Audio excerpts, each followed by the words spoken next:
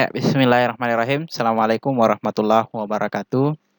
Jadi, sebelumnya saya telah merancang sebuah program yang kemudian akan diterapkan pada suatu wilayah atau desa yang ada di Kabupaten Bone, di mana pada wilayah tersebut mayoritas pekerjaan daripada warganya adalah sebagai penanam semangka, kacang hijau, dan sebagainya, di mana hasil tanaman mereka ini banyak digunakan oleh kehidupan masyarakat setempat maupun di luar masyarakat setempat.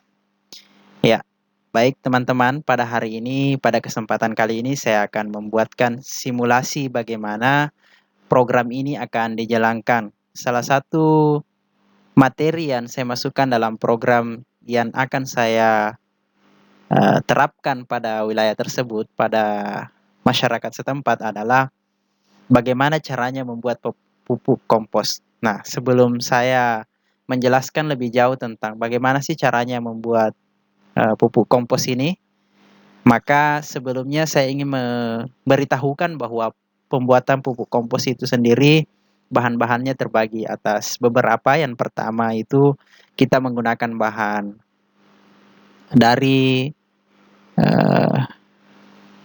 sampah organik. Yang kedua adalah kita menggunakan kotoran hewan. Nah, yang ingin saya ajarkan di sini, yang ingin saya terapkan di sini adalah pembuatan pupuk kompos dari sampah organik. Kenapa? Karena inilah yang mungkin gampang sekali untuk ditemukan di lingkungan masyarakat. Sekalipun kotoran hewan ternak juga gampang, akan tetapi pembuatannya mungkin agak susah dikarenakan ada beberapa faktor. Salah satu faktor mendasarnya adalah karena kebanyakan orang mungkin jijik. Ya, kita gunakan saja pembuatan pupuk kompos dari bahan sampah organik. Nah, baik teman-teman, berikut ini adalah langkah-langkah dari pembuatan pupuk kompos. Jadi yang pertama adalah siapkan sampah rumah tangga yang akan kamu olah menjadi pupuk. Yang kedua, pisahkan sampah organik, sisa makanan, dedaunan dengan sampah plastik. Ya, jadi di sini kita akan memisahkan, jangan sampai sampah organik ini bercampur dengan plastik, karena seperti yang kita ketahui bersama bahwa plastik itu adalah salah satu bahan yang sangat lama sekali terurai, sehingga dengan bahan ini juga akan merusak tanah. Nah, berikut kita harus menyiapkan wadah berukuran besar untuk membuat pupuk. Jangan lupa bahwa wadah harus memiliki penutup agar pupuk yang kamu buat tidak terkontaminasi. Jadi nanti kita akan buatkan wadah di mana wadah ini tidak terkontaminasi dengan udara di luar, di sekitaran.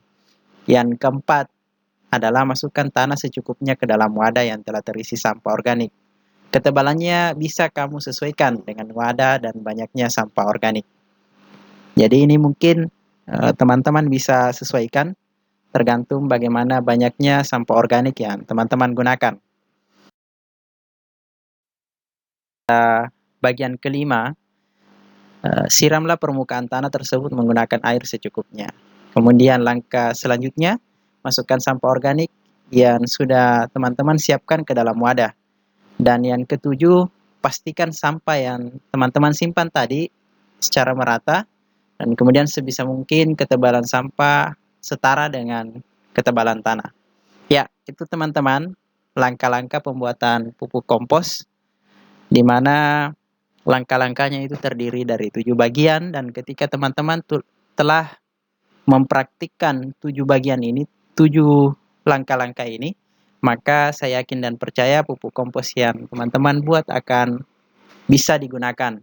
Nah, dan selanjutnya saya juga ingin menyampaikan bahwa di program yang saya ingin terapkan ini juga ada materi yang mengatakan bahwa pembelajaran terhadap petani bagaimana caranya menggunakan pupuk kompos.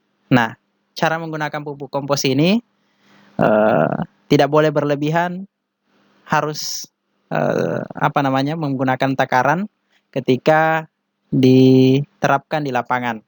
Salah satu contohnya misalnya tanaman kacang-kacangan. Nah, pemberian pupuk komposnya itu harus merata, tidak boleh banyak bertumpuk dan tidak boleh pula sangat sedikit. Mungkin seperti itu materi atau simulasi materi yang bisa saya sampaikan. Lebih dan kurangnya mohon dimaafkan. Sekian, Assalamualaikum warahmatullahi wabarakatuh.